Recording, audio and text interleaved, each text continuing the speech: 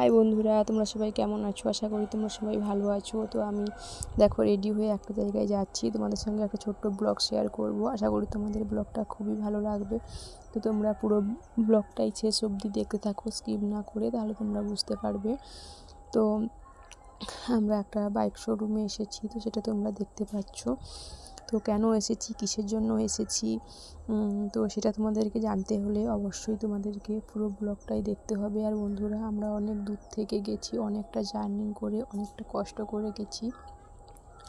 তো আমাদের বাড়ি থেকে অনেকটা দূরে গেছি, তো গাড়িতে প্রায় 1.5-2 ঘন্টার কাছাকাছি লেগে গেছে আমাদের যেতে। তো অনেকটাই কষ্ট হয়েছে, অনেকটা পরিশ্রম হয়েছে। তারপরেও ভিডিও শ্যুট করেছি কিছুটা তোমাদের সঙ্গে শেয়ার করার জন্য।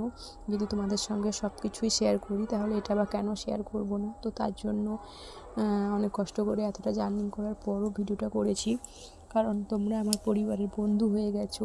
তাই তোমাদেরকে কোনো কিছু না জানিয়ে, তোমরা আমাদের ফ্যামিলি মেম্বার বলতে পারো, তাই আমার এই ইউটিউব পরিবারের বন্ধুদেরকে না জানিয়ে আমি তো কোনো কিছু করতে পারবো না। তার জন্য তোমাদের সঙ্গে শেয়ার করার জন্য আমি ভিডিওটা শ্যুট করেছি।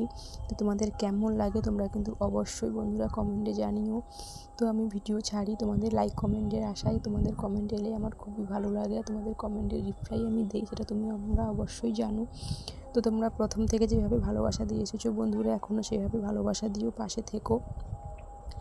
তো এসেছি আমরা, তো আমাদের এখানে ঘুরিয়ে ঘুরিয়ে সবাই সব কিছু দেখাচ্ছে, বোঝাচ্ছে। তো আমরা কেন এসেছি, কী জন্য এসেছি, সেটাই তোমাদেরকে বলবো। বন্ধুরা একটু ধৈর্য ধরো, ওয়েট করো।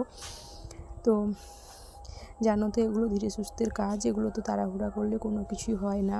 তো অনেক রকম কথাবার্তা থাকে, অনেক রকম বোঝানোর ব্যাপার থাকে। তো সেই জন্য অনেক সময় লেগে গেছিলো। ওখানে আমরা প্রায় বিকেলে গিয়েছিলাম, যেহেতু আমরা বিকেলে গিয়েছিলাম, বাড়ি থেকে বেরিয়েছিলাম 3টের সময়, কিন্তু আমরা বাড়ি ফিরেছি রাত্রি 9টার সময়।